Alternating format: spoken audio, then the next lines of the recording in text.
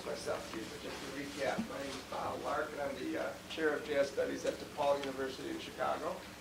And I greatly apologize to you. I either have the flu or a bad cold. I can't figure out which, so this is about as good as my voice will be today. So I apologize to you. I think the whole point of what would be done differently largely because of experience. For instance, let's look at this last tune, Basin Street Blues. Brilliant introduction there. Come in nice and strong. Slur more notes would be my biggest comment to the horn players. Only use the tongue when you absolutely have to. In general, when you're playing an eighth note line in jazz music, it's going to be slurred.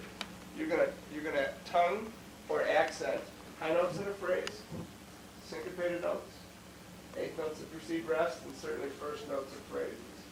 And in jazz music, even more so than classical music, almost always the first note of a phrase gets a subtle accent word or a dramatic one. Context will determine which it is.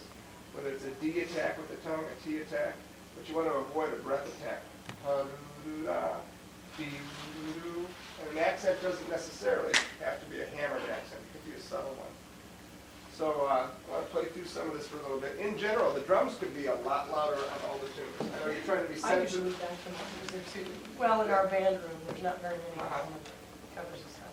I can appreciate that because that's usually the case, that the drums are too loud. But in your effort to be sensitive dynamically, you're not supporting enough today. I know you've never been in here before, so make sure, whether it's the drums, the bass, the horns, or whatever, make sure in music there are strong and weak beats, loud and soft, accented and unaccented sounds in every measure, let alone every phrase.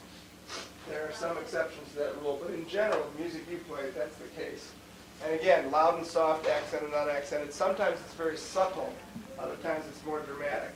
Whether you're playing the ride cymbal, whether you're playing straight quarter notes, or that quarter note, eighth note triplet feel, ding, ding, ga-ding, ding, ga-ding, instead of ding, ding, ga-ding, ding.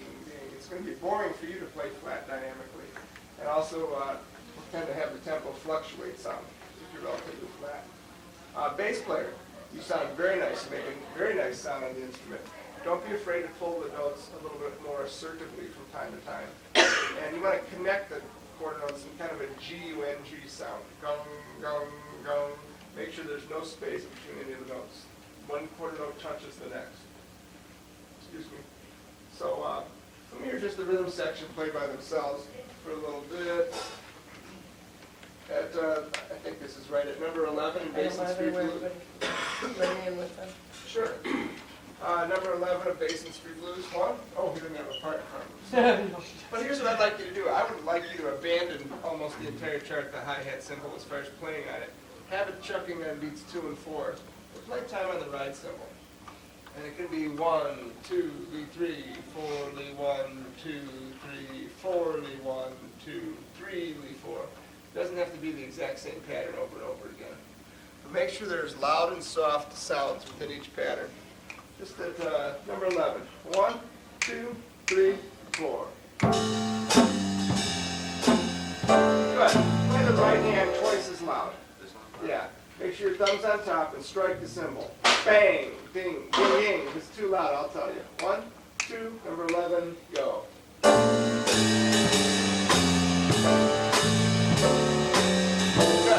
My other comment to you would be to lose the right foot completely right now. You're kind of playing boom, bing, boom, and that's actually kind of tricky to do. Just leave the right foot out. And what I do at DePaul even for the first couple weeks of every fall term is just have my drummers and big band show up with a hi-hat cymbal, a ride cymbal, and a snare drum. And I got this idea from professional drummers who say when you do that, it really forces them to focus in on timekeeping, and it forces the band to listen to the pulse of the music. And then gradually add the rest of the kit to enhance the overall sound. But already this sounds better. Just as trite as it may seem, the fact that you're playing louder, the pulse was steadier already. Ding, ding, ding, ding. You may want to consider pulling a little stronger on beats 2 and 4. That's a very common technique in swing style. One more time at 11. Keep playing. 1, 2, 11, and.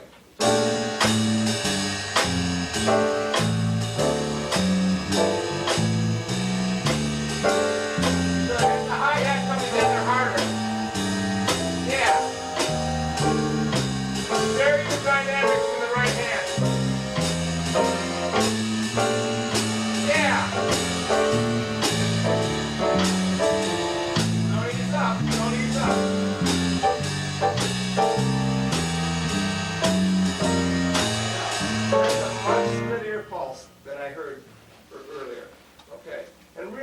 you didn't have to go to college for 4 years. And that's not offensively loud. That is not too loud. Now, I'm not saying that there aren't moments in the music where you wouldn't play softer or even louder. But already, the fact that you're literally playing more deliberately, by having a hi-hat chuck, you're actually making the cymbals sock together. One nickname for that set is the cymbals are the sock cymbal, right? Hi-hat or sock cymbal. So you don't ever want them to come together gently. They need to smack together, whether you're playing soft, loud, or mezzo. That sounds better. The fact that you're being a little more deliberate, ding, ding. Anytime you have strong and weak beats, whether you're singing or playing an instrument, the music can't help but generally have a better pulse to it. It's very difficult to maintain a steady pulse and play relatively flat dynamically. There are instances in music, obviously, when you have to do that. But most of the time, not. Most of the time, no. Most of the time, there are supposed to be subtle changes. Horn players, slur more notes. What are you going to accent? High notes, syncopated notes, first notes of phrases, 8 notes of precede rests. Here we go. Number 11, everybody, please. 1 and 2. Number 11, 2, ready, play.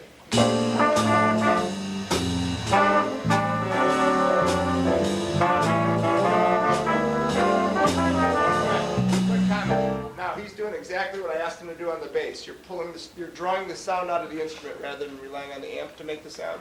So now you're a little too loud. You're playing great. Just now that you're playing the instrument with more authority, turn the volume down. Play the same way, but see, you didn't adjust your volume and you're pulling the strings harder, so now you're loud. It's a great thing. It's a great thing. Now play the exact same way, but lower. And you guys play a whole level louder. V, vop. The note that precedes the rest, play louder and a little bit longer. Even if it says staccato, that's a lie. V, vop. Instead of staccato, think accent. 11, 2, ready, play. Turn down more bass. Turn the bass down more.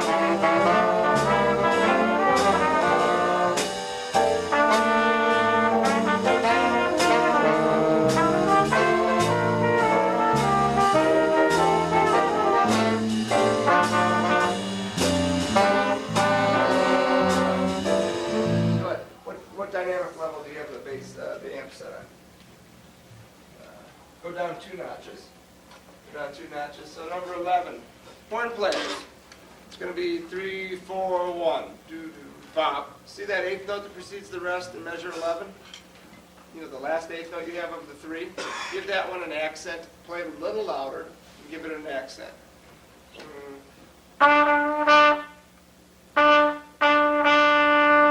And short is a relative thing, right? Playing short is a relative thing. In general, secondary school and even university groups play short notes in big band too short. They need to make them a little broader, a little fatter, okay? A little more length to them, just so they're not interpreted as full value. So number 11, just the rhythm section and me for a moment. 1, 2, 3.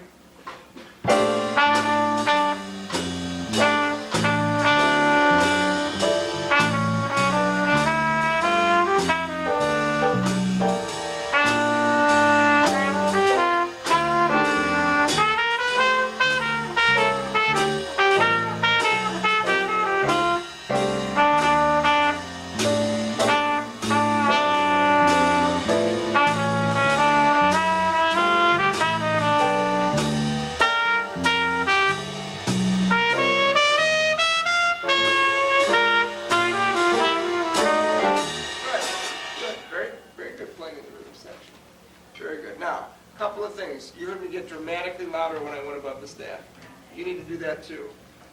Horn players, when you go to play your highest notes in the arrangement, get dramatically louder. To not do so would be insensitive to the music. When notes go up, they get louder. When notes go down, they get slightly softer. Even if the dynamic marking doesn't change. When you get to something like measure 13,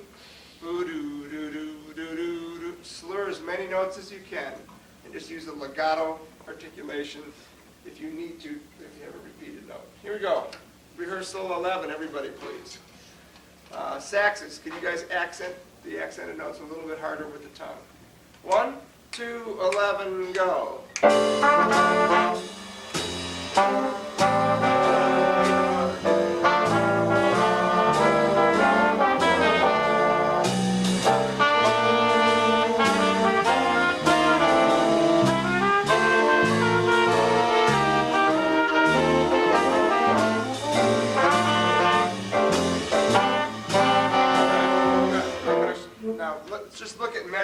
20, right where we stopped. Here's a subtle thing that the best of professional bands do. For instance, Clark Terry is a legendary jazz trumpeter who, among other things, has performed with Duke Ellington and the great Count Basie bands. I've had the pleasure of working with him a few times in my life and actually making a couple recordings with him.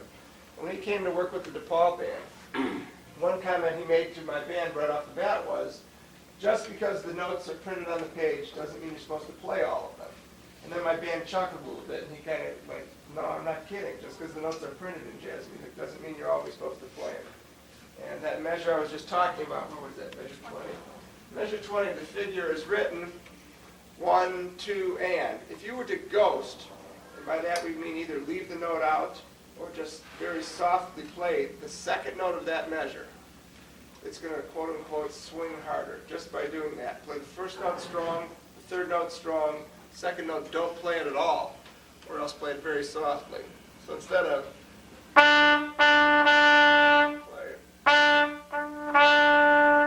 loud, soft, loud, just those 3 notes.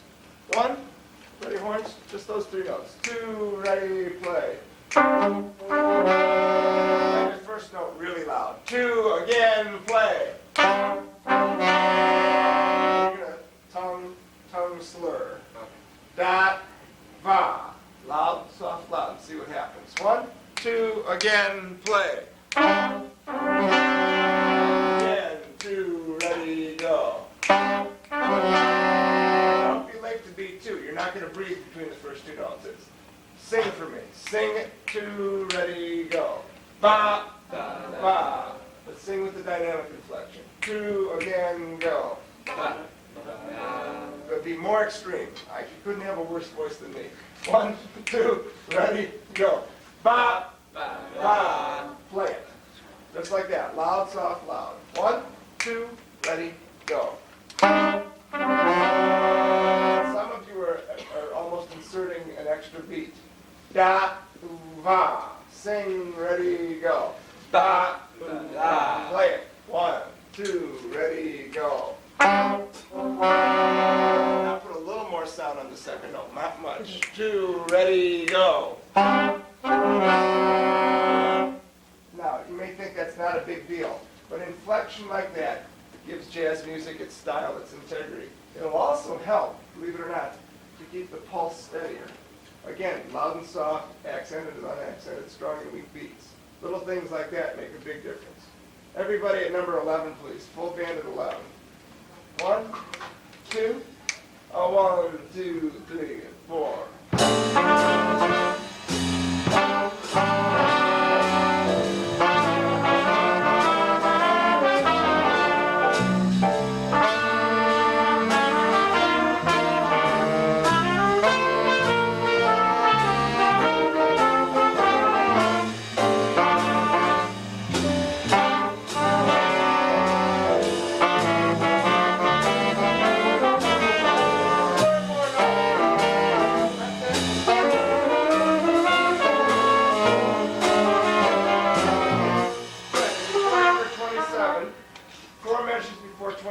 Here's a classic swing lick. It's, but in jazz music, you're going to play ba, ba, da. It's almost more like a quarter note rather than dotted 8th, 16th. Don't play the G or just barely get a sound out in its place. Instead of, it's going to be, you're going to accent the last note. Why? Because it precedes the rest. Right? And you're going to ghost the lower note. I may or may not have mentioned that with this group. Lower notes within a given phrase in jazz music, especially in swing, but even in many Latin styles of music, are going to be ghosted or implied. They're barely played at all. So instead of, which can sound kind of square in jazz terms, ba, ba, da. Again, Clark Terry saying just because the notes are there don't mean you're supposed to play them all. This is what the Basin band or Ellington band would do. This is what a secondary school or university group would do if they didn't know any better. And I didn't know most of the stuff until I started working with professional jazz artists. These aren't my ideas, actually. They're what the best of jazz professionals have said to do. Can we play just those 4 notes, please? It's 4 measures before 27. Just those 4 notes. 1, 2, ready, go. Yeah, but it's a long sound. If not, sing, ready, go. It's not ba, ba, da. It's ba, ba, da. Listen to me. Close your eyes and listen. Ready, go. Ba, ba, da. Sing it. Ready, go. Very good. Sing it again. Ready, go. Make your first note longer. Again, go. Perfect. And that's what this music's all about. We're getting off the printed page and we're using our ears a little more. Play that measure. 1, 2, ready, go. That's already a lot better. Now hit the first note and the last note a lot harder with the tongue. 2, ready, go. Very good. One last time. 2, ready, and. Remember that these are wind instruments that we hold up heroically. We're not playing clarinet, we're playing trombone. You play a real instrument, a brass, and you get that thing up there. Okay. Now, the only other comment I would have is, for a trumpet player, now, right after that, like, you've got the lead line. It's supposed to be really bold. It doesn't say to crescendo, but it does, because the notes are written higher. What do we do as notes go higher? We get louder. You're going to have to get dramatically louder, because you're the only voice that plays that loud. So you may have to go from playing mezzo to playing a true forte or even fortissimo. And you can't play into the stand.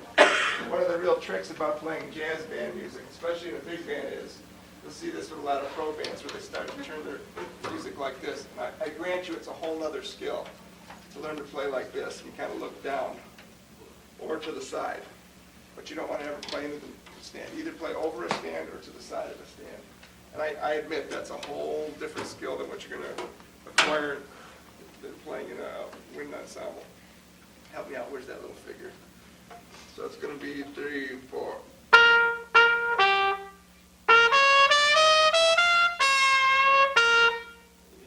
Actually play that loud. You and me. Okay. 1, 2, ready.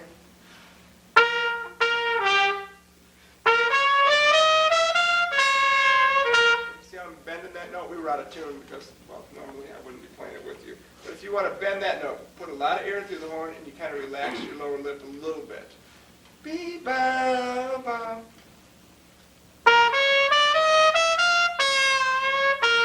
Just like you would never do in a wind ensemble.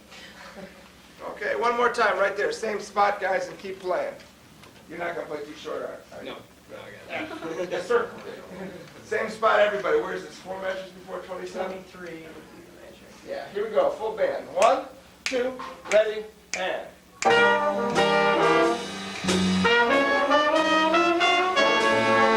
That's not good enough. Play a lot louder. So the highest note's got to be louder than the second highest note. And slur more of the notes. Unlike classical music, just because there isn't a phrase there, a phrase mark there, that doesn't mean you're supposed to tongue the notes. Slur, slur, slur, slur. Slur more notes and it'll actually, frankly, be physically easier to play the notes. And it'll sound more relaxed. And you should just blow as fast as you can through the horn. Blow fast and far across the room for that high G. That's going to be the loudest note. Be offensively loud on that high note. Okay? Everybody, same spot. Da, ba, da, not bip, boo, da. 1, 2, again, play. That's it.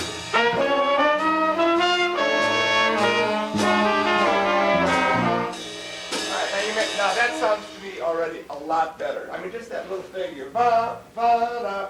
And you may say, well, what's the big deal? And it's only one little thing.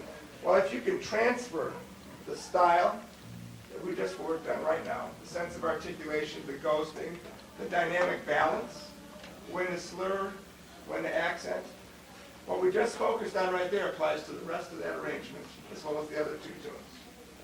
So you start focusing on those kind of things, you'll sound like the best of professionals. And everything I just asked you to do, you were able to change like that. You didn't have to go to college for 4 years. And you'll also find out this is not physically harder for you to do. In fact, in some ways, it's easier for you to do. It's easier to slur than to tongue all the notes. And to tongue all the notes sounds corny. Most college bands have the same problem.